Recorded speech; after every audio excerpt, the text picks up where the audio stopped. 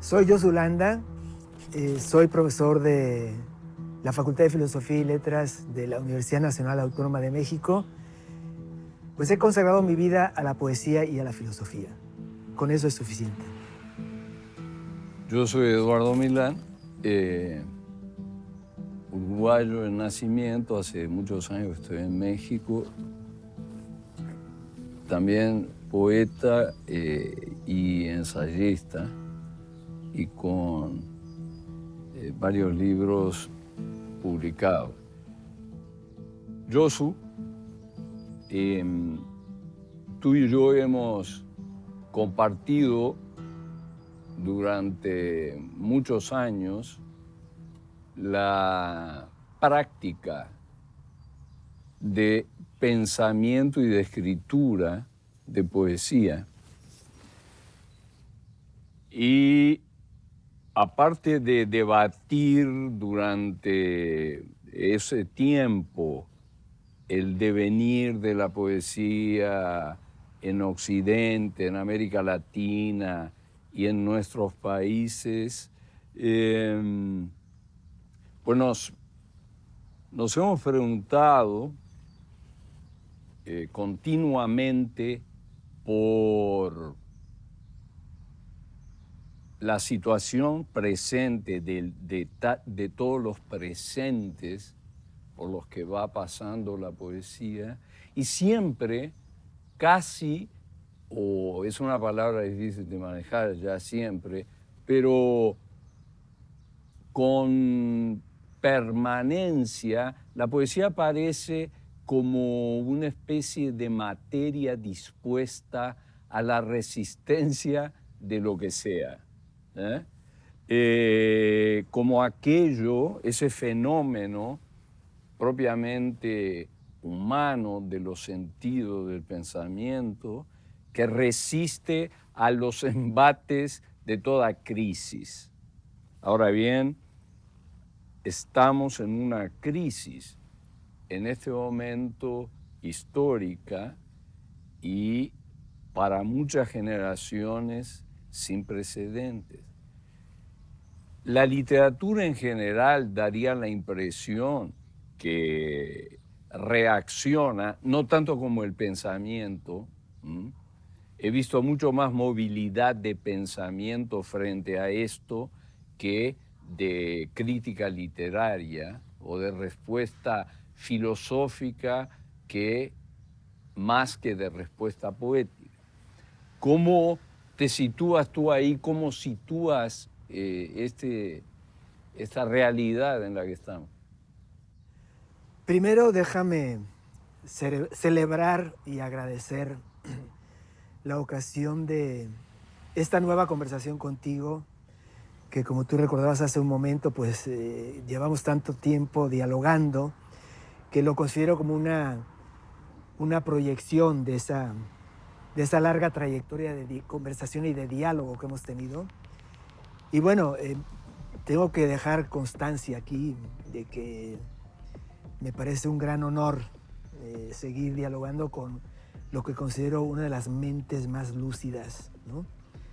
En la poesía y el pensamiento, en América Latina y en el mundo habla hispana por lo menos, ¿no? De los otros no puedo decir porque no los conozco tan bien, o vamos, es muy insuficiente mi conocimiento, entonces para mí es un honor, ¿no? Quiero dejar eso sentado, ¿no? Muchas gracias, Eduardo, por esta ocasión, ¿no? En cuanto al punto que estás planteando, efectivamente, la poesía tiene esa característica de poder ofrecer algo al alma humana, incluso en los momentos de mayor dificultad, ¿no? Por llamarlo suavemente, ¿no? La situación actual es de tal característica que hasta la noción de crisis, a mí, como suele suceder en general, me parece que queda corta, ¿no? La noción. Y tal vez habría que pensar en algo así como una decadencia de estructuras y de soportes, ¿no? De eras y épocas que ya son pasadas, ¿no? es el que van quedando atrás, no por el simple flujo del tiempo, sino porque ya son configuraciones de lo humano, ¿verdad? Y conformaciones de lo comunitario que ya no operan, ¿no? Y tal vez estemos ante una especie de mutación, ¿no? Una palabra que preferiría tal vez usar, pero de todos modos tampoco creo que fuera pues una mutación propiamente dicha, sino en todo caso una especie de mutación de ajustes, ¿no? Porque, bueno, lo que tenemos ahora es el colmo de todo un proceso decadente, entendido como cadenas sucesivas de crisis, ¿no? Y oleadas críticas, ¿no? La edad que tenemos tú y yo, que ya es bastante avanzada, ¿no? Ha sido una edad prácticamente consumida en situaciones que caracterizamos como crisis, ¿no? ¿Hasta cuándo? O sea, esto ya no puede ser una crisis, esto tiene que ser algo mucho más radical, ¿no? Más profundo, más amplio. Entonces, pero tampoco creo que estemos en una mutación, o sea, no estemos en el siglo VI antes de Cristo, donde aparecen por ahí Buda, o un poco después aparece Sócrates, o aparece Mahavira, o hay una verdadera reorientación y una transformación radical en el plano del espíritu. Eso creo que no está en las posibilidades, al menos no en términos de una nueva espiritualidad propiamente dicha, ¿no? Por eso hablo de una especie de mutación de ajuste, no va más para allá, ¿no? Y la pandemia viene a ser una especie de accidente del ser, o sea, finalmente es un elemento más muy importante, muy, vamos a decir, ha sido un golpe muy fuerte a las estructuras existentes y el sistema pre-pandemia se ha debilitado en muchos aspectos, ¿no? Soy de los que piensan, por ejemplo, que el neoliberalismo, que ha sido vamos a decir, la gran idea motriz de la conformación de lo social, de lo comunitario, de lo humano y de lo político en estos últimos 35, 40 años, recibió un golpe fatal con todo esto. Y es difícil encontrar a alguien que hoy responsablemente defienda y con fundamentos defienda eso, ¿no? Cada día encuentro menos cruzados del neoliberalismo, cosa que hace 20, 30 años teníamos que estar soportándolos de manera inmisericordia. Entonces, en ese contexto, creo que la poesía, y también pienso que la filosofía, ¿sí? Ofrecen al ser humano la posibilidad de mantener vivo lo más radicalmente humano, que es para mí, es una noción convencional, pero no encuentro otra mejor. No voy a pelear por palabras, no voy a discutir palabras, pero el alma humana, ¿no? Lo único que puede nutrir realmente hoy día al alma humana ni siquiera son las religiones, porque están en el plano muchos de ellos están en una decadencia tremenda y están atravesados pues por el gran tótem del momento, el gran Dios, entre comillas, del momento, que es el dinero, es el negocio, ¿no? El poder, la gloria, etc. La gloria tampoco, nada de eso. El poder y el dinero, el negocio y la renuncia a algo fundamental, algo fundante, algo trascendente. Entonces, me parece a mí que los únicos espacios donde lo fundante, lo trascendente, ¿no? Palabras muy problemáticas, no lo niego, tienen todavía cabida y vitalidad, siguen siendo la poesía y la filosofía genuinamente practicadas, porque tampoco podemos negar que esos campos también han sido atravesados por los elementos definidores de la decadencia y de la crisis, ¿sí? Pienso que estamos yo suelo llamar las dos M's, ¿no? Mediocridad y mercado, ¿no? Relacionado con el ámbito de la literatura, aunque es conveniente fijarse en que la poesía no es, vamos a decir, la parte principal de ese campo literario general, ¿no? Y la poesía al menos puede en estos momentos blasonar en algún sentido que hay todavía gente cultivando una poesía muy digna y comprometida con lo más radicalmente humano, ¿no? Sin embargo, también hay mucha confusión de valores, hay muchos intereses más allá de lo que sería genuinamente humano, poético, vamos, eso habría que definirlo. No puedo decir todo de un solo golpe, ¿no? Pero, y lo mismo pasa con la filosofía. La filosofía también está incidida por prácticas y visiones, ¿no? Y maneras de entenderla que, bueno, reciben, ¿no? O sea, son un poco la resonancia de lo que está pasando en el contexto, lo peor de lo que está pasando en el contexto, en gran medida. No voy a citar nombres, no voy a citar títulos, no voy a decir nada de eso, pero es ahí donde yo en lo personal veo que está repuntando respuestas muy comprometidas, ¿no? Con lo más serio, con lo más estimable desde el punto de vista humano, tanto en la poesía como en la filosofía, en la medida en que repuntan a conciencia de una poesía genuina y de una filosofía genuina. ¿Sí? Los antecedentes, eso que acabas de señalar, que es tan importante, ante un momento digamos, que señala ciertos puntos de catástrofe como los que vivimos en el presente, en una mirada que es un gesto completamente humano, retrospectiva, ese gesto tan orfeico de dar vuelta y mirar como si lo de ayer, que comprometía todo ese orden neoliberal, estable, entre comillas, porque no había ninguna estabilidad, era profundamente antihumano, depredador, fuera una especie de garantía de algo humano que no se viniera descomponiendo, y no es en absoluto verdad, y ahí estamos de acuerdo. Preguntaba esto porque creo que la mirada al pasado, todo eso que tenemos como pasado, no los 40 años solo, lo que siempre lo constituimos como pasado,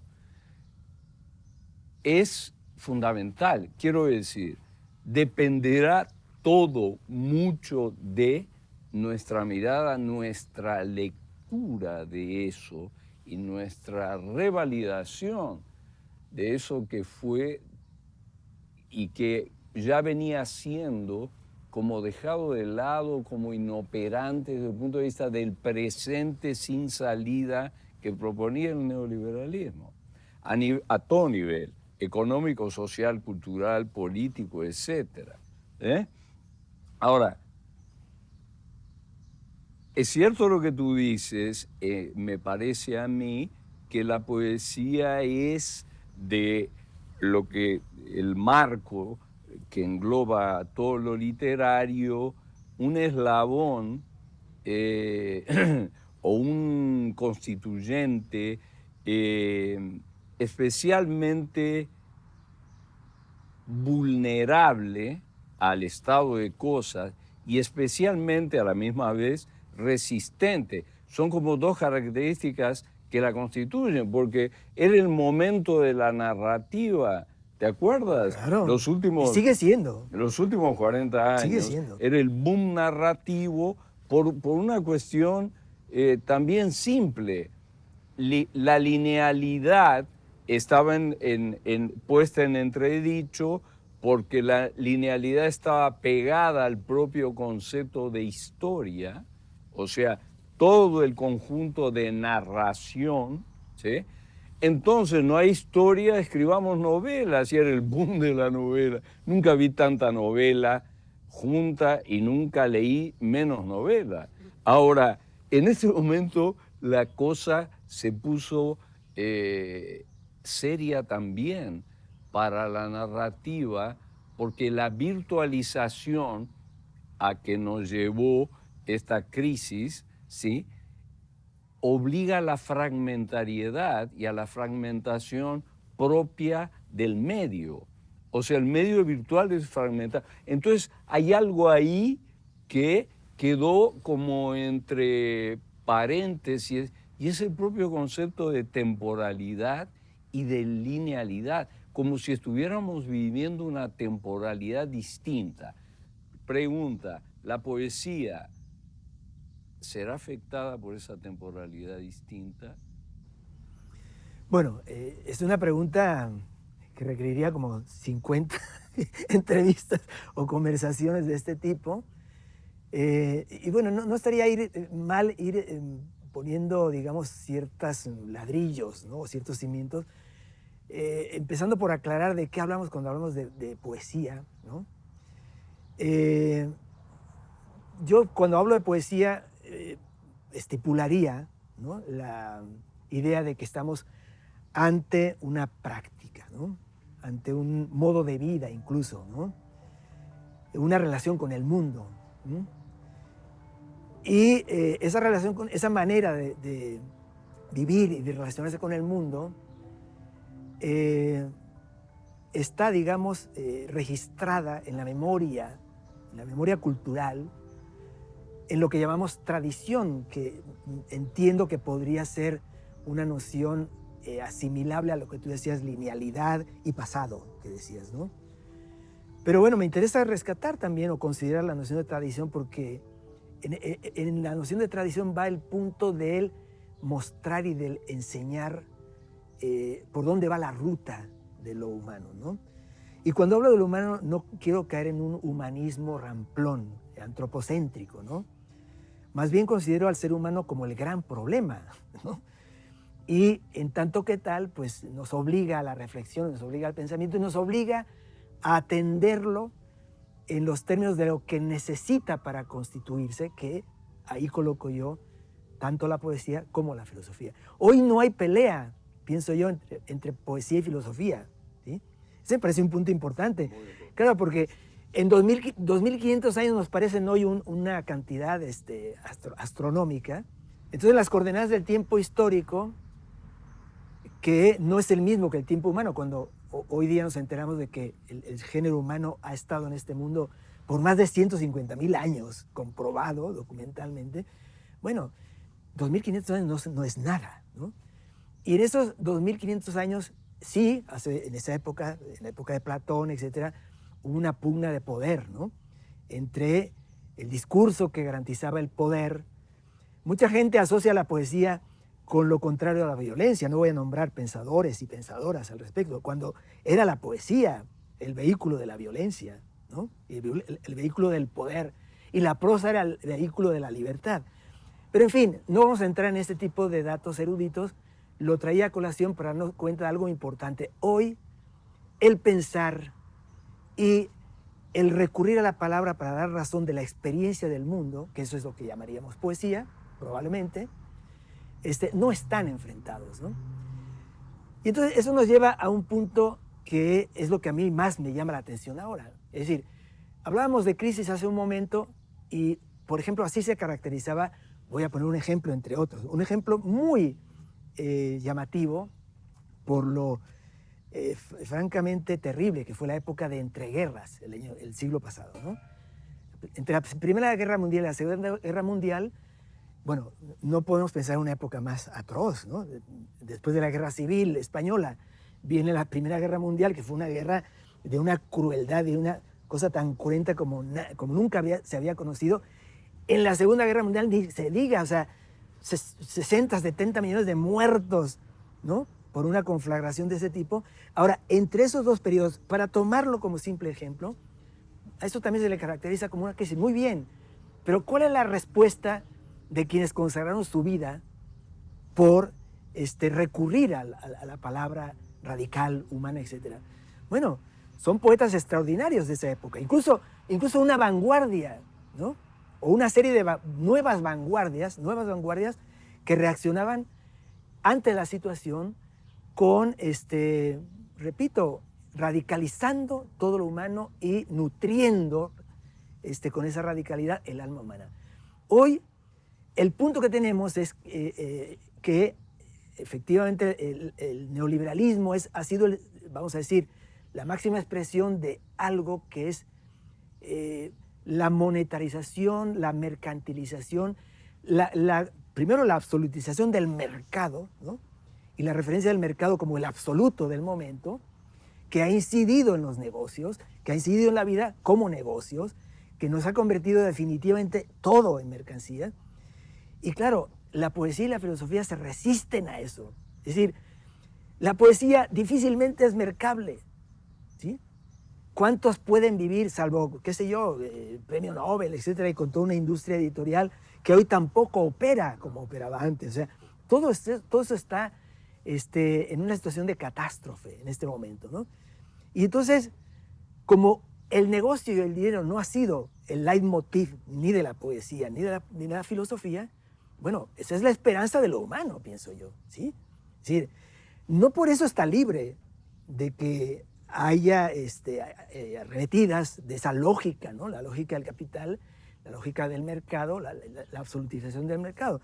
Recuerdo, por ejemplo, una anécdota muy significativa. O sea, esta lógica es como un hoyo negro que atrae, absorbe, asimila todo y lo reconvierte en otra cosa, manejando la apariencia de lo que tenía en un principio cuando no es eso. Un ejemplo muy llamativo, parece que no viene a tono, pero para mí es muy significativo, ¿no? Hace como unos 3, 4 años, no sé, hace no mucho, la Volkswagen, ¿no? Hay que nombrar aquí la marca. En Estados Unidos quiso lanzar un nuevo motor que era una innovación tecnológica muy grande y por eso era revolucionario. El motor era revolucionario. Entonces, no se les ocurrió a los publicistas otra cosa que decir, poner en Miami, que es el centro del anticheísmo y anticubanismo más increíble, poner un tremendo cartel del Che Guevara diciendo, esto es como el Che Guevara de la industria automotriz del momento. O sea, un ejemplo clarísimo de cómo lo que significa el Che Guevara, que podemos tener la actitud que queramos frente a ese personaje tan complejo y tan discutible en muchas cosas, bueno, reconvertido en la lógica del mercado, ¿no? Esto con la poesía es difícil hacerlo, pero pueden intentarlo. Y de hecho noto, porque también hay que superar la idea de que la poesía se limita al libro ahora. Eso no es el punto. O sea, la poesía está en las redes, por ejemplo, ¿sí? Está en el espacio virtual, está en los medios no está todavía, ¿no? Eso es culpa nuestra seguramente, ¿no? O al menos no hemos hecho lo posible por estar donde debemos estar. Es una posición personal mía muy cuestionable, ¿no?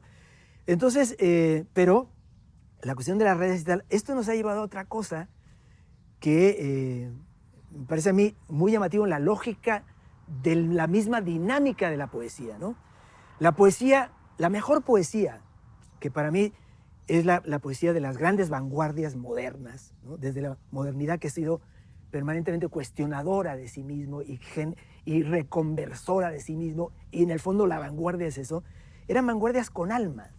Pero hoy el espíritu de vanguardia, que para mí además es un espíritu que llega hasta, por lo menos llega hasta Horacio, ¿no? Cuando dice que el poeta hace con la palabra lo que da la gana. Es parte del espíritu de vanguardia, ¿sí?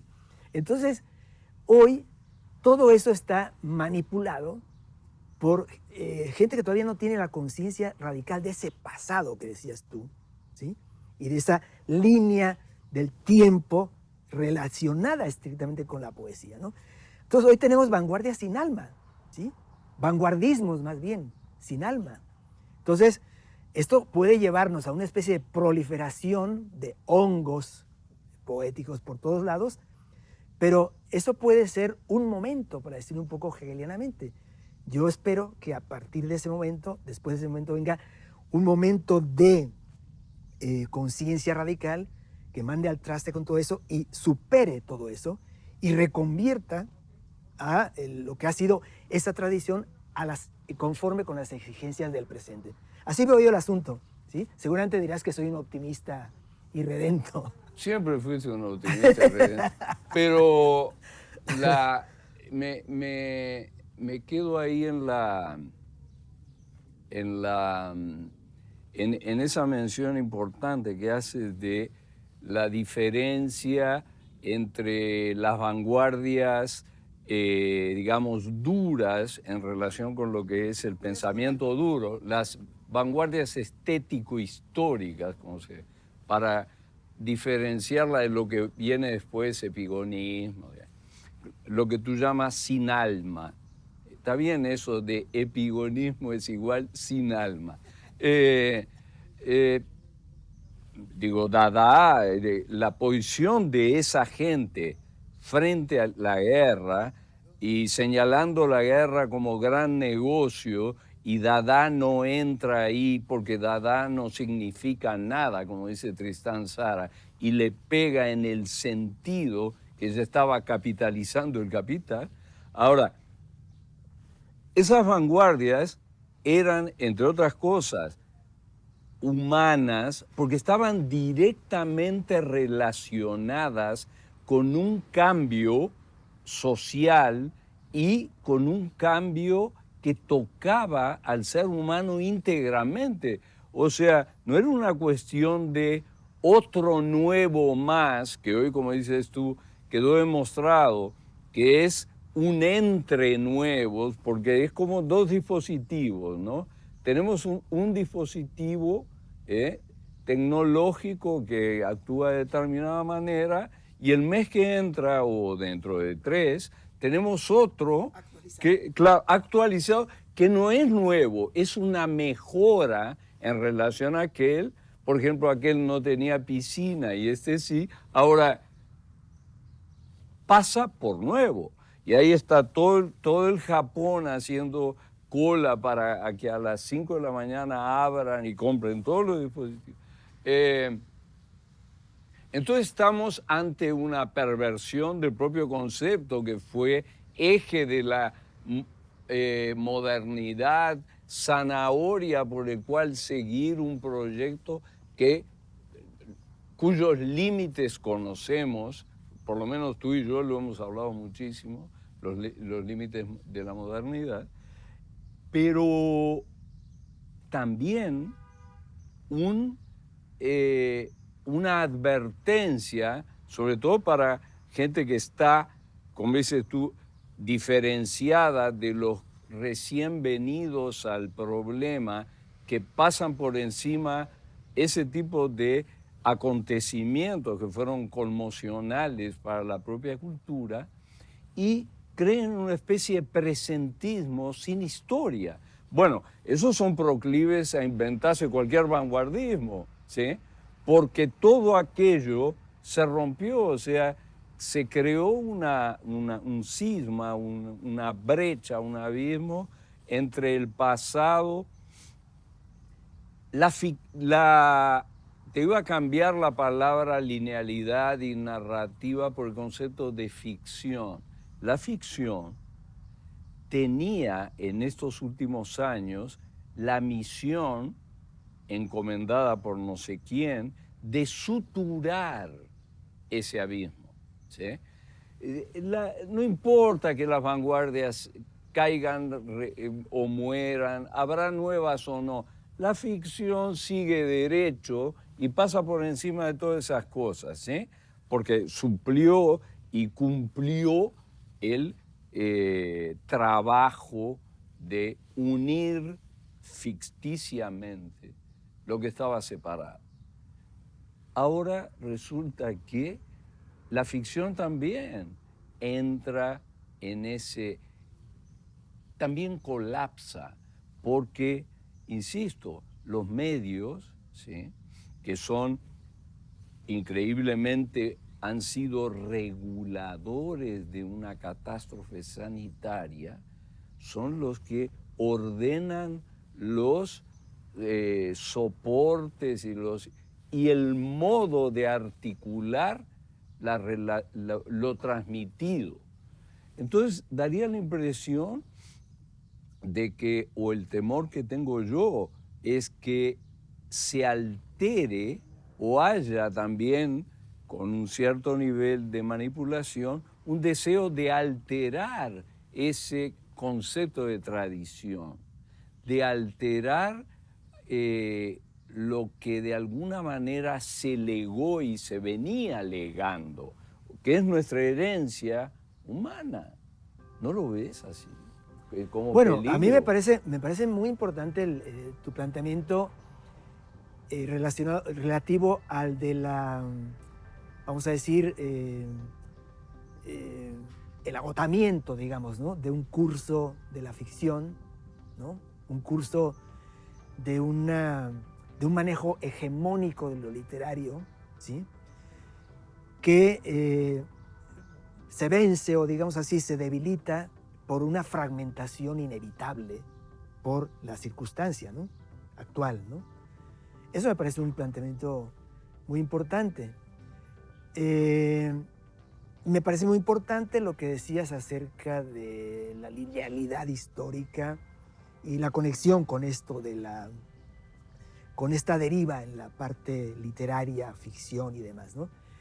Entonces yo en esa parte trataría de meter unas 2 o 3 cuñas, ¿no? Una, y nombrabas algo crucial también, que es el asunto del historicismo. Conectabas pues esa linealidad, me parece que de una manera muy pertinente con la cosa del historicismo. El punto sería cómo interpretar esto, y ahí es donde quisiera meter algunas pequeñas cuñas, ¿no? Pienso, para empezar por esto último, que el historicismo fue una expresión, ¿no?, tal vez la más potente de los últimos siglos, ¿no?, de una relación sagrada, una relación de lo humano, del hombre, del ser humano, ¿sí?, del ser humano, hombres y mujeres, obviamente, hoy día hay que dejar también eso bien sentado, ¿sí?, con el mundo. Finalmente, lo que vale, lo que tiene valor en este mundo, llega al plano del respeto absoluto, que es la relación adecuada con lo absoluto. O sea, con lo absoluto solo podemos relacionarnos bien con respeto absoluto. Ahí no hay medias tintas, ¿sí? Y cuando los hechos, las acciones, la práctica, la praxis, ¿no?, la poiesis, ¿no?, la acción poética, ¿no?, responde a esa necesidad de vínculo respetuoso con lo absolutamente respetable, que es lo que llamo lo sagrado, bueno, ahí tenemos una enorme poesía. Tenemos las bases de una poesía que podemos incluso llamar, aunque sea convencionalmente, eterna, ¿sí? O sea, Homero sigue siendo un poeta imprescindible, ¿no? Virgilio, Horacio, Ovidio, cualquiera de los grandes del pasado, de los siglos antiguos, ¿no? Y en momentos posteriores no se diga nada, ¿no? Pienso que el lugar de esa relación sacral con el mundo fue la historia. O sea, es decir, la resacralización de la historia a partir del propio medioevo, ¿sí?, con grandes pensadores. Bueno, medioevo incluso antes de la Edad Media, con Agustín de Hipona, con la primera teología escolástica, en fin, con todo lo que fueron los procesos de modernización y reconversión milenarista del cristianismo, ¿no? Entonces, finalmente creo yo que todo eso recala, pues, ¿no?, en el pensamiento del siglo XIX con Hegel, con Marx, ni se diga, y continuó en el siglo XX, y la poesía fue incidida por eso. Y la vanguardia, que tú, como tú lo decías, o lo sugerías, ¿no?, la vanguardia fue entonces, la vanguardia poética, quiero decir, las vanguardias poéticas, el surrealismo, aparte de Dada, ¿no?, muy marcadamente, y otras vanguardias, ¿no?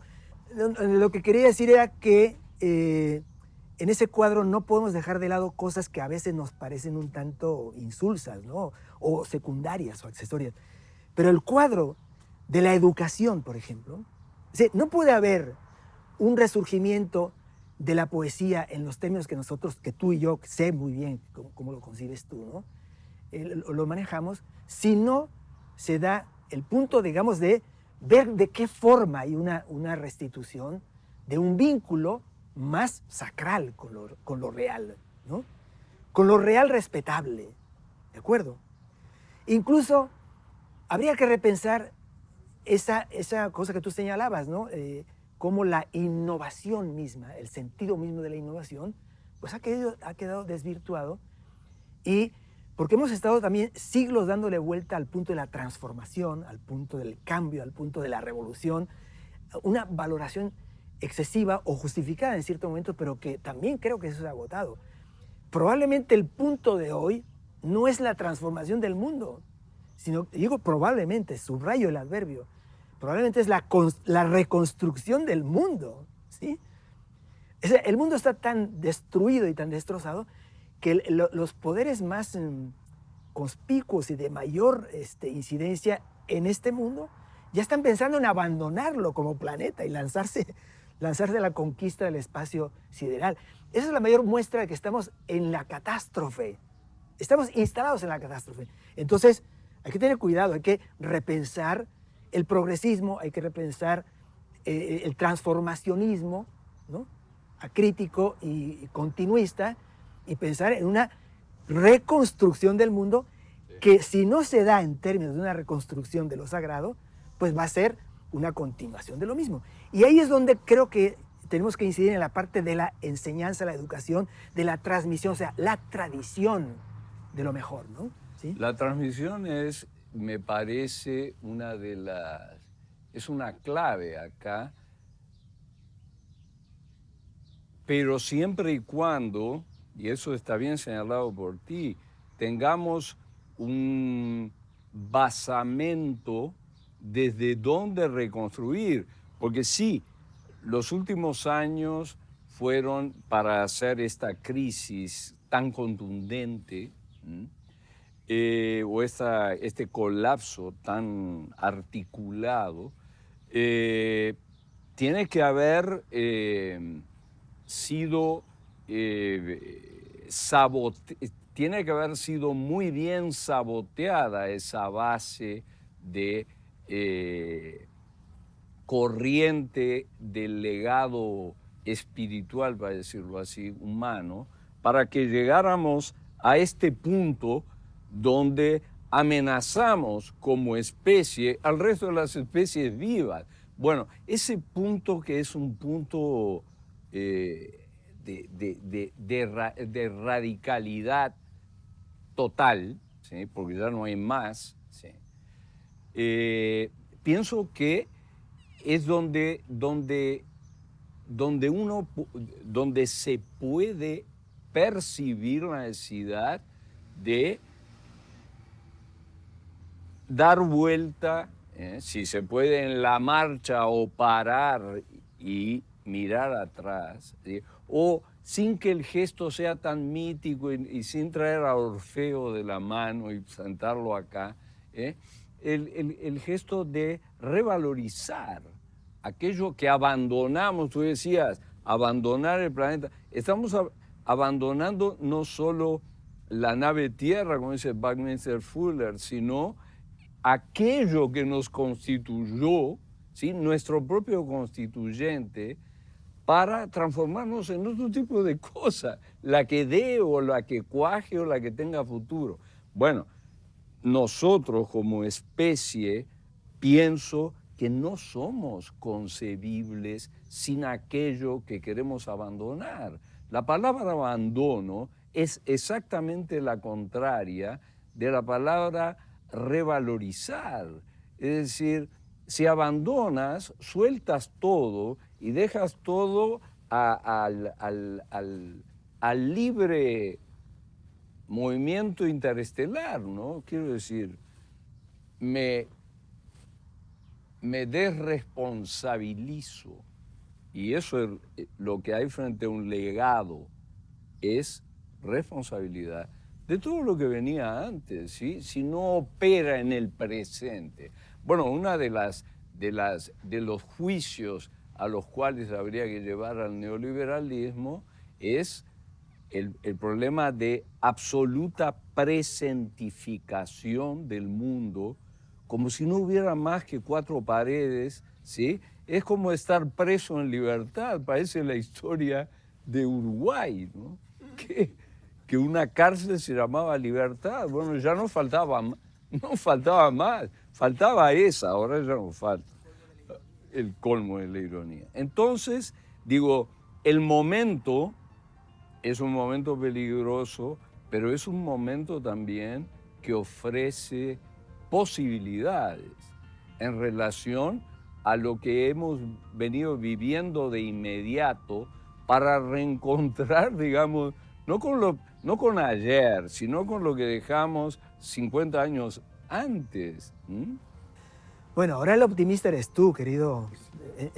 Mira, lo cual no es ningún pecado, por favor, ¿no? No, no. Sí, me acuerdo del viejo siempre presente, aunque problemáticamente presente, un Unamuno que decía, bueno, optimista y pesimista, ¿qué importa? O sea, lo que importa es la verdad de lo que estás diciendo, ¿sí? Entonces, vamos a dejarlo ahí. Ya no son 4 paredes, querido Eduardo, son 4 pantallas, ¿no? Es cierto. Y Wow. son 4 pantallas, que es peor. Sí, porque hay proyección. Claro, ¿no? Bueno, voy al punto de que esa catástrofe, en la parte anterior de mi intervención, ¿no? Ese colapso que decías tú, hipotéticamente lo manejo como una renuncia a lo sagrado. Concuerdo plenamente, me pareció muy fecundo lo que dijiste acerca de la noción de abandono, ¿no? ¿Sí? Como una desacralización de aquello último que parecía sagrado, que era la historia, ¿no? Desde Joaquín de Fiore, por lo menos, ¿no? ¿Sí? Una resacralización del tiempo y de la historia que no se conocía en la antigüedad previa, ¿no? ¿No? Y eso puede haber sido una de las grandes aportaciones del espíritu semítico, ¿no? Judaico, cristiano y musulmán, ¿no? Ahora, todo eso también se agotó.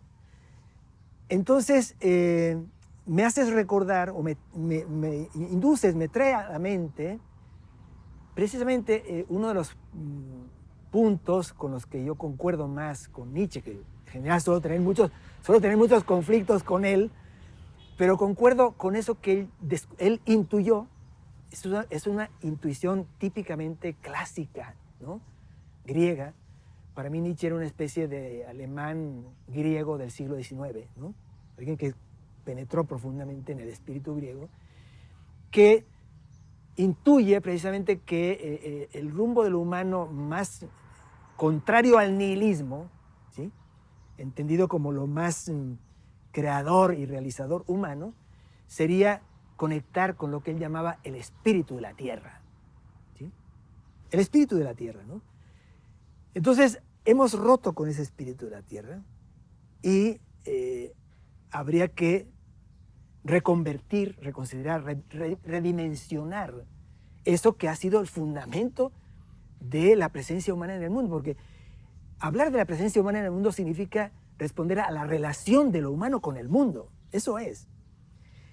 La relación sacral me parece la más profunda y la más, la que funda más, la que arraiga mejor y la que nos sostiene mejor. No sin problemas, porque también eso puede derivar en cosas completamente indeseables, ¿no? No sin problemas, ¿no? Pero se puede mantener en un plano incluso absolutamente laico, ¿sí? Evadiendo todos los problemas que han rodeado a lo sacral y a lo religioso, ¿sí? Y al religamiento con el otro y con el mundo, ¿no? Se puede pensar en eso, eso que se sintetiza con una noción de el espíritu de la tierra. Conectar con eso, ahora sería reconectar. Y cuando decía la reconstrucción del mundo, implicaba sobre todo, estaba dejando implícito el punto de llegar a ese fondo, ¿no? Ahora, eso nos lleva a otro punto. La destructividad conectada con lo que ha sido el curso de la última historia, de los últimos, ponte tú, 100 años, a mi modo de ver, nos ha colocado, ¿sí? Y tú sabes de qué estoy hablando, pero lo voy a recordar, nos ha colocado de una manera mucho más vivaz ante ese fondo que nos negamos a ver, que es lo que yo he llamado la canibalidad del mundo, ¿sí? Es decir, el neoliberalismo ha sido la ocasión, pienso yo, para desatar todo lo que tenemos de destructivo y de absorbente, dominante, impositivo, ¿no? Que tiene el ser humano y que lleva al plano de ese escándalo existencial, que es el hecho de que para poder sostenernos tenemos que matar, ¿sí? No podemos vivir sin matar. Ese es un escándalo ontológico, antropológico, existencial. ante el cual no podemos conformarnos con seguir viendo hacia otro lado como hacemos en Occidente y bueno, prácticamente en cualquier parte del mundo. Solo he encontrado yo, en mi ignorancia, focos muy parciales, los que han tomado en serio esto, ¿sí? Y han tratado de dar una respuesta humana ante esto. ¿Sí? Ahí es donde yo creo que tenemos también una baza que no podemos dejar de jugar, no podemos estar preteriendo, no podemos volver a preterir este punto. Algo vamos a tener que hacer si hablamos de reconstrucción del mundo, de recomposición de la conciliación con el mundo por vía de la reconversión y redimensionamiento del espíritu de la tierra, etc. También tenemos que meternos por ahí, ¿no? Quisiera ir a un plano un poco más allá, en esa misma ruta que que estamos compartiendo los dos, ¿no? Últimamente he llegado a la conclusión de que el núcleo de toda esa serie de deficiencias, toda esa serie de falencias, toda esa serie de riesgos, toda esa serie de elementos inauténticos, ¿no? En fin, podemos agregar epítetos, está en algo que pienso Benjamin, que no es un autor que yo suelo citar, ¿no? Porque además no lo conozco lo suficiente, pero en ese punto concuerdo en el que la modernidad finalmente llegó a un punto de agotamiento de la experiencia, ¿sí? Y de empobrecimiento más bien de la experiencia, ¿no? Yo lo planteo de una manera distinta, aunque concordante con el punto de que hay un empobrecimiento de la experiencia. La formulación tiene un problema, o sea, ¿qué entendemos por experiencia? ¿Sí? ¿Y por qué me interesa a mí? Bueno, me interesa porque, primero, entiendo, y vuelvo a estipular otra noción, experiencia para mí es todo acontecimiento que altera productivamente, positivamente, ¿no? Realmente el alma de uno, ¿sí? Aquello que decía Crisipo de Solos, ¿no? Hablar simplemente combinar una palabra con otra de acuerdo con una sintaxis, ¿no? Un orden determinado, ¿no? Gramatical, etc. Eso es hablar. Pero expresamos, ¿verdad? Cuando ponemos alma en lo que decimos, ¿sí? Entonces, finalmente, todo parece llevarnos, y aquí probablemente soy más socrático, ¿no? ¿Sí? Finalmente, la gran lección de Sócrates, poner el alma en el centro de atención, es lo que pienso que puede ser también el imperativo, entre comillas, el mandato que nos toca asumir a los poetas, porque en la experiencia de la relación con las cosas del mundo es donde se dirime todo, ¿sí? Cuando hablo de una poesía, un espíritu de vanguardia sin alma y expresiones parecidas, estoy hablando de maneras en las que aflora precisamente ese empobrecimiento de la experiencia entendida como algo que acontece irreversiblemente en el alma. El alma es otra después de la experiencia, ¿no? Entonces, cuando encontramos gente con una sensibilidad privilegiada, ¿sí? Y honestamente comprometida con valores de tipo estético y ético-estético, ahí podemos considerar que la suerte de la poesía no tiene término, o sea, va a continuar. Mientras haya, como decía Becker, ¿te acuerdas? Nadie se acuerda del pobre ahora, ¿no? Mientras haya humanidad, podríamos decir, habrá poesía, por eso mismo que acabo de decir, ¿no? Porque pienso que habrá gente que por su sensibilidad y por su disposición, por su actitud ante el mundo, acudirá a un enriquecimiento de su ser en el mundo, como experiencia, ¿sí? Entonces, ahí me parece a mí que se cifra todo. Y ahí es donde está fallando, entonces, o ahí es donde las falencias del curso mismo de la poesía y del arte más serio, ¿sí? Se notan más, ¿no? Porque hemos descuidado todo eso. Y es donde se entreconectan toda la parte de la transmisión, la tradición, la educación, ¿no? ¿Sí? Buscar la manera de enriquecer la sensibilidad del momento. O sea, ¿qué pasa con la sensibilidad actual de la gente? ¿Sí? Sí, es una muy buena pregunta. Entonces, ahí es donde me parece a mí que tenemos el núcleo tanto del diagnóstico en sus raíces como de las posibilidades de salir de donde estamos, en el marasmo en que todo está, ¿sí? Pero como tú mismo reconocías, o sea, con gente que tiene, no lo dice con esas palabras, pero obviamente realizan en su persona, viven, encarnan en su persona una sensibilidad, un modo de experiencia de conciliación con el mundo, un modo de compromiso ético, estético. Bueno, y ahí están las reservas, ¿no?, de la continuación de la poesía. Yo en ese sentido no tengo la más mínima duda de que habrá un redimensionamiento de lo poético, ¿sí? Y que lo que nos toca ahora es, a los que tenemos esos compromisos, honestamente, perdonen que me incluya con tanta inmodestia, pero bueno, hay que ser medio autoobjetivo de vez en cuando, ¿no?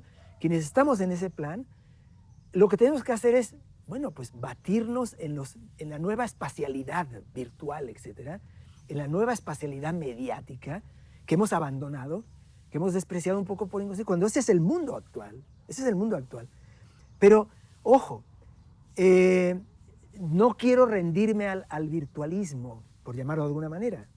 Más bien, voy a ser mucho más necio y terco, exigiendo un regreso a lo concreto radical, terrenal, telúrico, sacral, ¿no? Incluso, hasta me atrevo a decir, rural. Agrícola. Sí, agrícola ya sería demasiado, ya, hasta ahí no llego. Pero rural sí, porque lo rural implica un universo, un mundo. El espíritu de la tierra pasaría, instrumentalmente hablando, porque tampoco podemos negar lo técnico, el instrumental, tendría que pasar por un rescate del mundo rural, ¿no? Eso que la modernidad despreció, pateó y destruyó. Y cada día no cesa de destruirlo y de acabarlo, a pesar de las consecuencias que evidentemente ocasiona eso, ¿no? Entonces, ese es el campo de la experiencia. Profundizar la experiencia de lo humano y del mundo y de lo realmente absoluto, ese es el compromiso y la suerte de la poesía y también de la filosofía, ¿no? Yo decía agrícola, digo, porque me salió pegado con rural, pero porque el concepto de rural me hizo volver precisamente a la tierra y un modo de relacionarse con ella, que es el modo agrícola, porque la versura y el verso y la lira son versura vuelta del surco del buey y la lira el espacio. Bueno, pero el riesgo máximo en todo caso tiene que ver con otro problema que no hemos tocado y que tú empezaste a señalar y que por eso me lo recordaste ahora, ¿no? Y que es de consideración obligada, que es la situación misma de la palabra, ¿sí? ¿Qué es esto que está pasando? O sea, en este presente hasta, no digamos la conciencia de la palabra, ¿sí?, sino el uso mismo elemental de la palabra, las potencialidades de la palabra sin caer en boberías de carácter taumatúrgico y tal, que yo no creo en esas cosas, ¿no? Pero efectivamente, uno de los puentes esenciales no solo de conexión con el mundo, sino de realización de lo humano es la palabra, ¿sí? El ser humano es el ser de la palabra, ¿sí?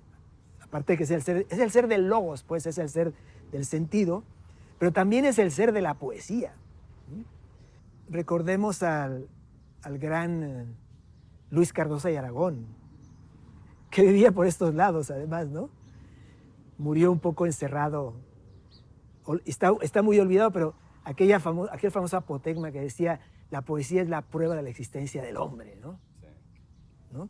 Bueno, entonces, ese es un punto en el que nosotros creo que debemos incidir más también, ¿no? Es decir, hay una retirada de la palabra, hay una destrucción de todo el tejido que históricamente se ha construido con base en palabras, para bien y para mal, no lo niego, ¿no? ¿Sí? Sin palabras no hay poesía, ni hay filosofía, ni hay ciencia, no hay discurso, no hay nada, ¿no? Y sin embargo, no hay una cosa más maltratada, ¿sí?, preterida, pateada como la palabra. Entonces, creo que ahí está también una de las, vamos a decir, de las tareas o de las labores que deberíamos emprender en esto que llamamos de la reconstrucción del mundo. y que nos vuelve a llevarnos al punto de la experiencia. Finalmente, en el terreno de la experiencia, en el terreno de eso que enriquece al alma alterándola y convirtiendo en otra cosa, que eso es lo que llamo experiencia, está la experiencia del poema bueno, del poema excelente, del poema pregnante, del poema vivificador, del poema realizador, ¿no? Entonces, bueno, hoy caemos en una especie de, bueno, hay una prolifera, pues digamos, se ha expandido, digamos, una confusión terrible, ¿no? Que es este culto ciego a la tecnología, ¿sí? Un culto ciego y completamente ilusorio, ¿no? Se me ha ocurrido llamarlo así, algo así como un efestismo, ¿no? De Hefesto, ¿no? El dios técnico y tecnólogo del Olimpo, pero es un hefestismo sin Hefestos, ¿no? Porque ya quisiéramos tener divinidades que hagan lo que hacía este gran técnico de los dioses, ¿no? Tecnólogo de los dioses.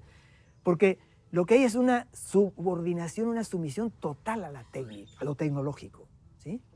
Pensando que puede sustituir y puede sustituir todo e imponerse a todo. Y que además puede legitimar todo en el terreno del arte. Obviamente también en el de la poesía, ¿no? Quizá en la de la poesía no, es otra dimensión más de la poesía. La poesía es otra vez una especie de un espacio pues difícil de tomar. Muy difícil. Un reducto, ¿no? Es un reducto de muchas cosas difíciles de tomar. Pero quién sabe qué pase también ahí. Lo cierto es que la tecnología nos está llevando a un plano de falsas legitimidades estéticas por el simple hecho de provenir de la técnica, ¿no? Y eso es una falsedad, es una ilusión. Entonces, ante eso, me parece a mí que nosotros tenemos que levantar la bandera de la palabra realizadora, de la palabra poética, de la palabra comprometida con lo ético, por supuesto, con el discurso, en toda su radicalidad, incluyendo la mejor ciencia. Porque también vivimos una época en la que la propia ciencia está desentendida, ¿no? De compromisos con lo humano. Está demasiado comprometida con el mercado, con el poder, con el dominio, con la destrucción y con el alejamiento, con esa enajenación, no solo alejamiento, enajenación. Eso que tú recordaste muy pertinentemente de la versura, ¿sí? Que nos lleva al plano de la condición terrenal, ¿no? Y llevarnos al plano terrenal es volver al vínculo sagrado con el mundo, ¿sí? Eso ya no es un alejamiento, es una enajenación. O sea, ya pareciera que no nos toca cuando es mentira. Está en lo más profundo de nosotros.